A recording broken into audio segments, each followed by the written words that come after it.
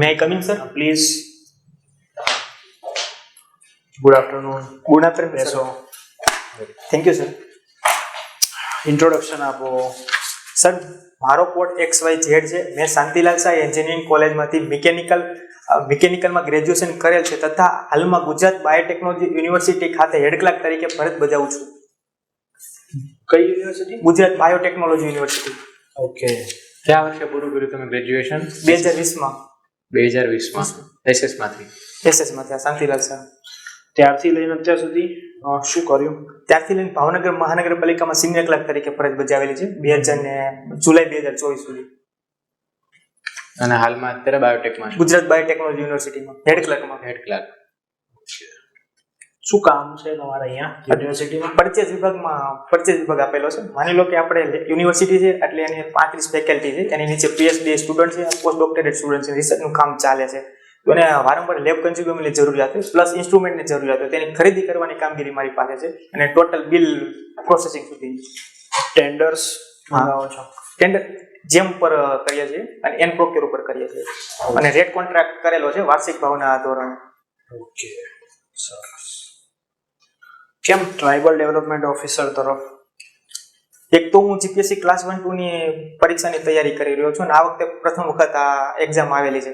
અને બીજું એક છે કે ગેજેટેડ ઓફિસરની જોબ છે અને ટ્રાઇબલમાં કામ કરવાનો અવસર મળવાનો છે. તેના શું કામ છે? TDO નું શું કામ હોય?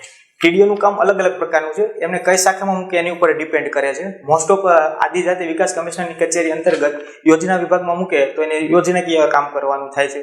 પછી આશ્રમ શાળાઓના બનાવે સંચાલક તરીકે બનાવે એ પ્રકારનું કામ, પ્લસ એને એટ્રોસિટી સેલમાં જે એની ફરિયાદો આવે છે તેનું નિરાકરણ કરવાનું કામગીરી આ TDO અંતર્ગત હોય છે. તેમ છતાં પણ પ્રાંતના વહીવટદારની કચેરીમાં પણ તેમની પોસ્ટિંગ કરવામાં આવે છે. એક TDO તરીકે તમે એક ટ્રાઇબલ એરિયામાં પોસ્ટેડ છો, તમારા તો એજ્યુકેશન સાથે બી સંકળાયેલા છો, તમે એડમિન જોબ કરી છે એજ્યુકેશનમાં. ત્યાં આગળ તમારા એરિયામાં એક એકલવ્ય મોડલ સ્કૂલ છે, એની અંદર કામ બરાબર નથી થતું, શિક્ષકો ટાઈમે નથી આવતા, હાજરી અપૂરતી હોય છે, કેન્ડિડેટ છોકરાઓનું નુકસાન ખૂબ થાય છે. આને ઇમ્પ્રૂવ કરવા માટે શું પગલાં લેશો? પ્રથમ તો હું એની પાસેથી રિપોર્ટ માંગીશ, આ થવાનું કારણ શું છે, અને એમને જવાબ માંગીશ કે આ થવાનું કારણ શું છે, એનો જવાબ રજૂ કરવાની કે પછી એ લોકોને સમજાવીશ કે આ પ્રોસેસ છે તેમાં છોકરાઓનું એજ્યુકેશન ઉપર આપણે ખૂબ ફોકસ કરવાનું છે. તેમ છતાં પણ આ ના થાય તો આપણે છોકરાઓના ભવિષ્ય સાથે જ ખીલવાડ છે.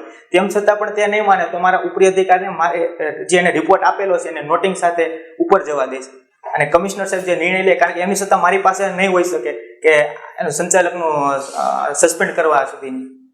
Okay. 10 point program, chief ministers 10 point program, એવું સાંભળ્યું છે? હા સર. 2-4 પોઈન્ટ કહી શકશો? એમાં કયા પોઈન્ટ છે? આવાસ, સિંચાઈ, આર્થિક વિકાસ, આરોગ્યની બાબતો અને શિક્ષણની બાબતો. એને અત્યારે બી 10 પોઈન્ટ જ છે કે એમાં ઇમ્પ્રુવમેન્ટ થયા છે? ના, 10 પોઈન્ટ જ છે અત્યારે. ઓકે. 13 પોઈન્ટ પ્રોગ્રામ એવું એ કેન્દ્ર સરકારની યોજના છે, વનબંધુ કલ્યાણ યોજના. એમાં 13 પોઈન્ટ છે. એમાં કંઈક રમતગમતની બાબતને એડ થયેલ છે, પછી ઇન્ફ્રાસ્ટ્રક્ચરની બાબત છે અને સંસ્થાગત મિકેનિઝમની બાબત એડ થયેલી છે. ટ્રાઇબલ સબ પ્લાન શું છે? ટ્રાઇબલ સબ પ્લાનની કેન્દ્ર સરકાર દ્વારા ડિઝાઇન કરવામાં આવેલો પ્લાન છે. તેની અંતર્ગત તે વિવિધ રાજ્યોને અનુસૂચિત જાતિઓની વસ્તી અને વિસ્તાર અનુસાર ગ્રાન્ટ આપવાનું કાર્ય કરે છે, જેનો મુખ્ય ઉદ્દેશ્ય આદિજાતિનો સર્વાંગી વિકાસનો રહેલો છે.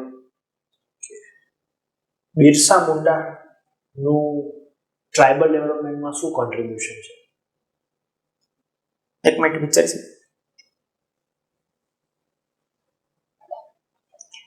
બિરસા મુંડા જે ટ્રાઇબલ આદિજાતિ હતા તેમને ભગવાન તરીકે પૂજે છે, એક તો, અને બીજું છે તેમને આદિજાતિના જમીનના અધિકારો હતા તેના માટે તેને લડત ચલાવી.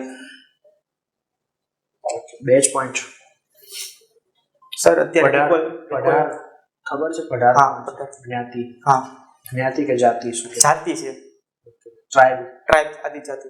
ક્યાં વસવાટ કરે છે ગુજરાતમાં? એ નળ સરોવરના કાંઠાના વિસ્તારમાં, એટલે કે અમદાવાદ અને સુરેન્દ્રનગરમાં તેમની વસ્તી જોવા મળે છે. એમની કોઈ ખાસિયત, એમનું કલ્ચર વિશે શું જાણો છો? એનું મંજીરા નૃત્ય છે, જે હલેસા નૃત્ય છે, આ બે તેમની ખાસિયત છે. હલેસા નૃત્ય શું છે? હલેસા નૃત્ય એવું છે કે જે પોતે એક તો માછીમારીના વ્યવસાય સાથે જોડાયેલા છે, એટલે માછીમારીમાં જે પ્રવૃત્તિ કરે છે તેમને હલેસા નૃત્યમાં જોવા મળે. એટલે ટૂંકમાં હલેસા મારવા, પછી દરિયાની જે દ્રુત ગતિ છે એ પ્રકારને અંગ ઉપાંગોમાં જોવા મળે છે. પ્લસ એમનું એક મંજીરા નૃત્ય છે. મંજીરા નૃત્યમાં તે વિવિધ અંગો પર મંજીરા રાખીને વગાડવાનું, ટૂંકમાં એને જિમ્નાસ્ટિક પ્રકારનો ખેલ છે, એ પ્રકારનું નૃત્ય એ લોકો કરે છે. એમને દરિયા કાંઠા સાથે કેમ જોડવામાં આવે છે? એક તો એ નળ સરોવરની આસપાસના વિસ્તારમાં વસતા હતા. ત્યાં દરિયો નથી, પણ પહેલા ભૂતકાળમાં ત્યાં દરિયો હતો. પછી ભૌગોલિક પરિસ્થિતિમાં બદલાવ આવવાના કારણે તે જમીન ભરાઈ ગઈ અને ત્યાં ખાલી અત્યારે સરોવર જ રહ્યું છે. અને એ ખારા પાણીનું સરોવર જ છે, એટલે જે દરિયાના પાણીમાં જે માછીમારી થતી હતી એ પ્રકારની ત્યાં પણ પ્રવૃત્તિઓ થાય છે. પાળિયાઓ લોક સંસ્કૃતિના છડીદાર છે, સમજાવો. પાળિયાઓ લોક સંસ્કૃતિના છડીદાર કહેવામાં આવે છે, કારણ કે પાળિયાઓ એ સમયના યુદ્ધની માહિતી આપે, તે સમયની જાતિઓની માહિતી આપે, તે સમયની પરંપરાઓની માહિતી આપે, તે સમયે કેવા પ્રકારના લોક કલ્યાણના કાર્યો થતા હતા તેમની માહિતી આપે. આના કારણે તેમને લોક સંસ્કૃતિના છડીદાર કહેવામાં આવે. કેવા કેવા પ્રકારો હોય છે પાળિયાઓના? ઠેસ, ખાંભી, સુરધન.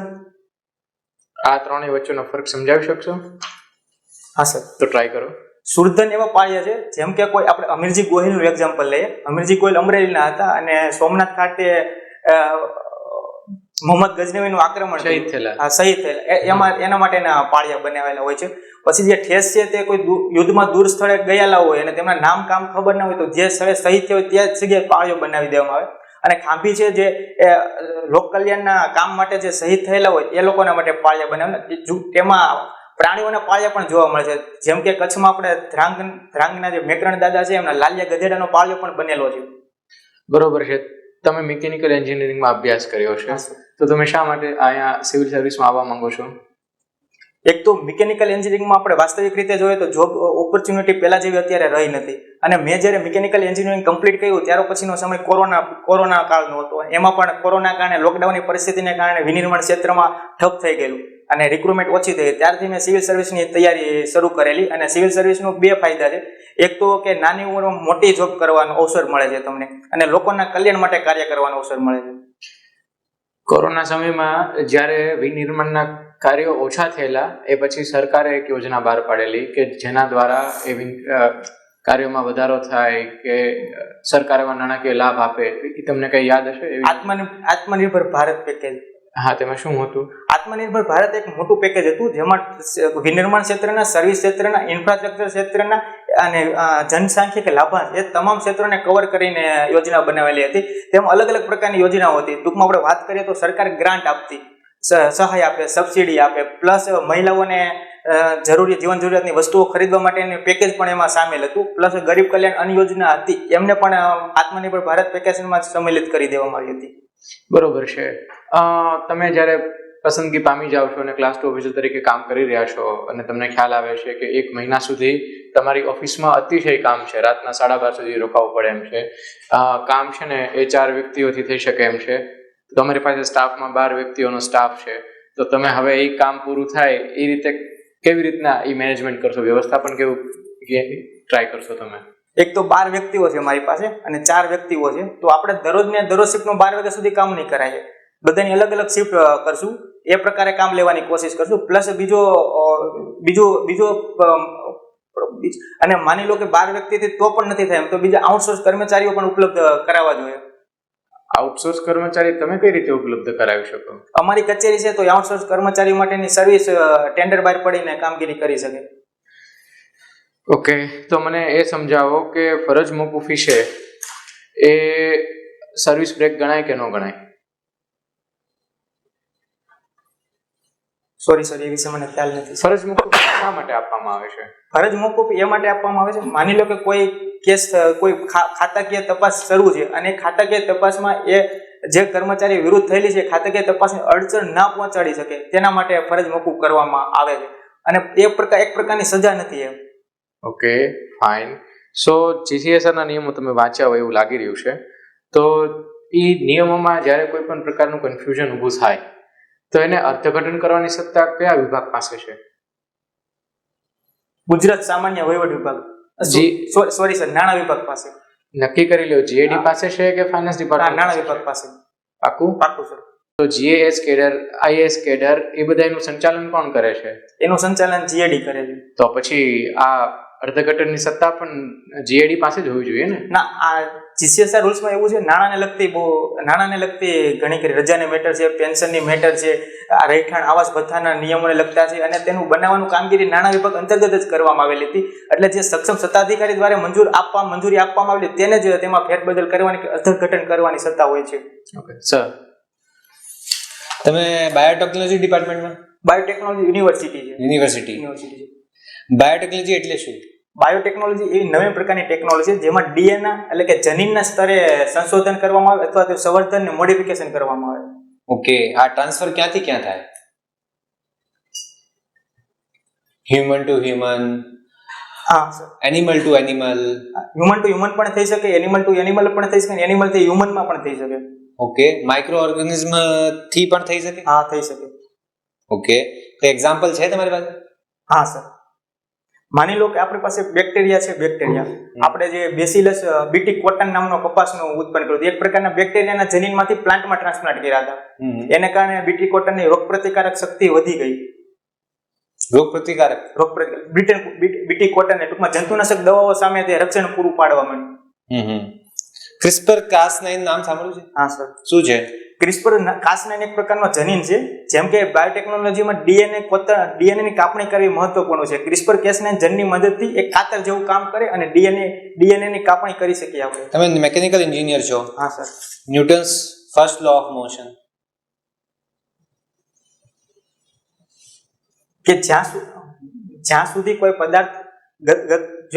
પદાર્થ સ્થિર છે ત્યાં સુધી એને ગતિ પ્રદાન કરવામાં નહીં આવે ત્યાં સુધી તે પદાર્થ સ્થિર અવસ્થામાં જ રહેશે. શું કહેવાય એને? જડત્વનો નિયમ. એનો એક્ઝામ્પલ?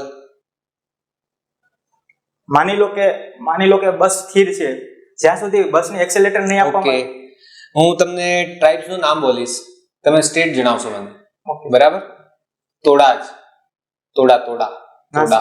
સોરી સર, નથી. મિશ્મી, ડોંગરિયા કોન, ગુજરાત સર. આર્ટિકલ 293 શું છે બંધારણનું? સોરી સર, અત્યારે રિકોલ નથી કરી. સંઘવાદથી કઈ એનું છે? એક વખત રિપીટ કરશો? આર્ટિકલ 293? હા, 293. એક મિનિટ વિચારી શકું સર? હા,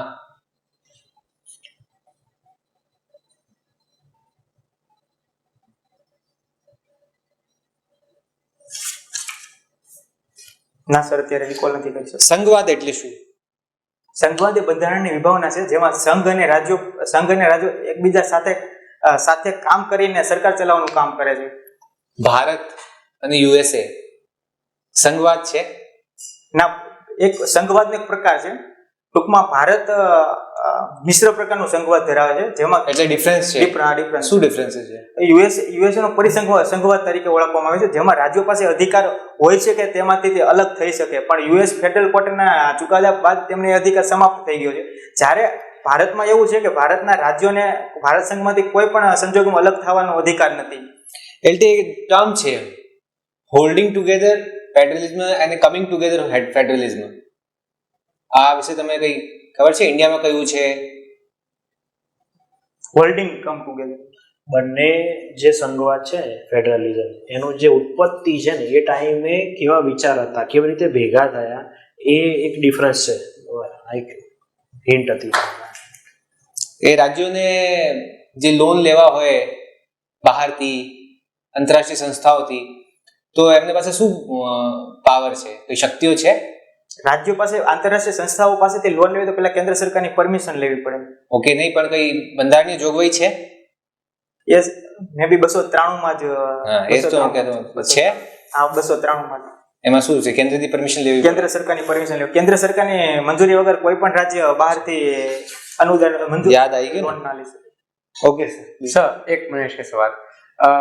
ભારતમાં એક એવી જનજાતિ છે કે જેના નામ છે ને એ જે વિસ્તારમાં રહે છે ને એ જ નામના એના પહાડો પણ છે. નામ યાદ આવતું હોય તો? ગોરો, ખાસી અને જૈંતિયા. કયા વિસ્તારમાં છે? મેઘાલયમાં આવેલા છે. સર,